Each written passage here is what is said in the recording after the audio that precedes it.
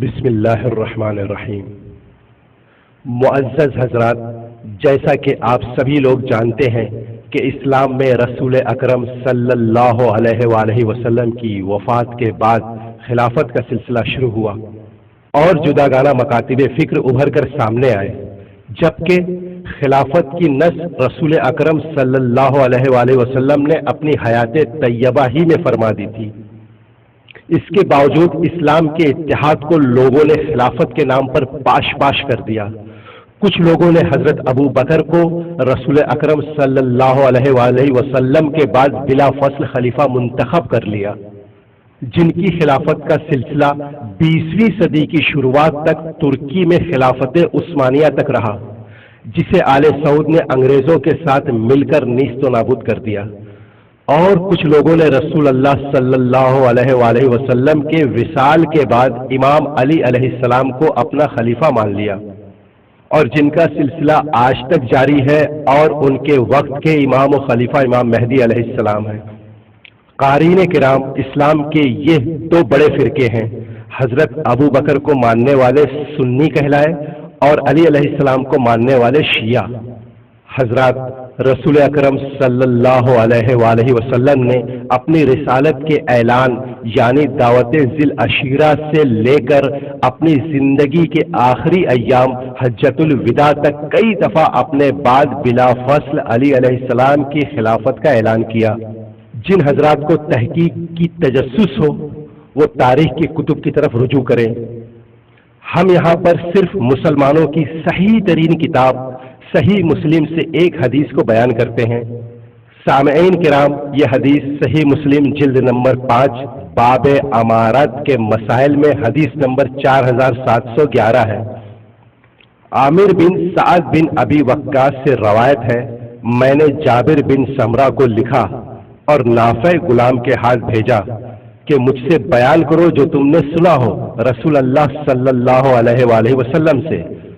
انہوں نے لکھا، میں نے سنا ہے رسول اللہ صلی اللہ علیہ وآلہ وسلم سے، آپ فرماتے تھے جمعہ کے دن شام کو جس دن معاذ اسلمی سنگسار کیے گئے، یہ دین ہمیشہ قائم رہے گا یہاں تک کہ قیامت قائم ہو یا تم پر 12 خلیفہ ہوں اور وہ سب قریشی ہوں گے۔ اور میں نے سنا آپ فرماتے تھے ایک چھوٹی سی جماعت مسلمانوں کی کسرا کے سفید محل کو فتح کرے گی۔ اور میں نے سنا آپ فرماتے تھے قیامت کے قریب جھوٹے پیدا ہوں گے، ان سے بچنا۔ اور میں نے سنا آپ فرماتے تھے جب اللہ تم میں سے کسی کو دولت دے تو پہلے اپنے اوپر اور اپنے گھر والوں پر خرچ کرے۔ اور میں نے سنا آپ فرماتے تھے میں تمہارا پیش خیمہ ہوں گا حوض کوثر پر۔ حضرات، 12 خلفاء کے بارے میں اس طرح کی احادیث صحائح ستہ کی تمام کتب میں موجود ہیں کہ رسول اکرم صلی اللہ علیہ وآلہ وسلم کے بعد سے قیامت تک صرف اور صرف 12 خلفاء ہوں گے، جبکہ اہل سنت والجماعت کے یہاں حضرت ابو بکر سے لے کر امام حسن علیہ السلام تک خلافت راشدہ ہے جو کہ 5 خلفاء ہیں۔ اس کے بعد خلفائے بنو امیہ ہیں جن کی تعداد 14 ہے۔ اس کے بعد خلفائے بنی عباس ہیں جن کی تعداد 16 ہے، اور اس طرح ان کی کل تعداد 35 ہو جاتی ہے، اور اگر خلافت عثمانیہ کو ملا لیا جائے تو تعداد اور بھی زیادہ ہو جاتی ہے۔ بلکہ بعض اہل سنت حضرات ملعون و مردود صدام حسین اور بدنام زمانہ ملا عمر کو بھی اپنا خلیفہ جانتے ہیں۔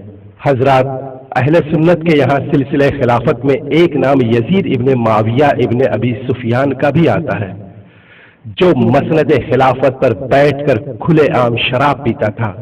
بندروں اور کتوں کے ساتھ کھیلنا اس کا مشغلہ تھا۔ وہ ایسا خلیفہ تھا جو بے جھجک اپنی ماں اور پھوپھی کے ساتھ زنا کیا کرتا تھا۔ واقعہ کربلا کے بعد اس نے خانہ کعبہ پر حملہ کیا اور خانہ کعبہ میں آگ لگا دی، جس میں اس دمبے کی سینگ بھی جل گئی جو ذبیح اللہ حضرت اسماعیل علیہ السلام کی جگہ پر ذبح ہو گیا تھا۔ یہی وہ خلیفہ تھا جس نے مسجد نبوی کو استبل بنا دیا تھا، یعنی مسجد نبوی کو گھوڑے اور خچر کے رہنے کی جگہ بنا دیا تھا۔ اور اس نے اپنی فوج کو مدینہ کی عورتوں کے ساتھ زنا کرنے کے لیے چھوڑ دیا تھا اور جبراً 10,000 عورتوں کو حملہ کروا دیا تھا۔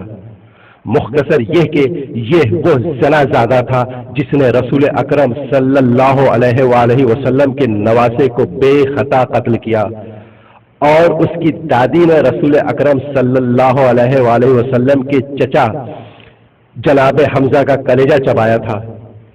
حضرات، میں صرف اتنا کہنا چاہتا ہوں کہ آپ تاریخ کی کتابوں کا مطالعہ کریں تو آپ کو صاف نظر آئے گا کہ رسول اکرم صلی اللہ علیہ وآلہ وسلم کی اس حدیث کے مطابق سوائے شیعہ کے کوئی اور نہیں ہے جو 12 خلفاؤں کو مانتا ہو، اور شیعہ حضرات جن 12 خلفاء کو مانتے ہیں وہ سب کے سب بنی ہاشم اور قریش سے ہیں۔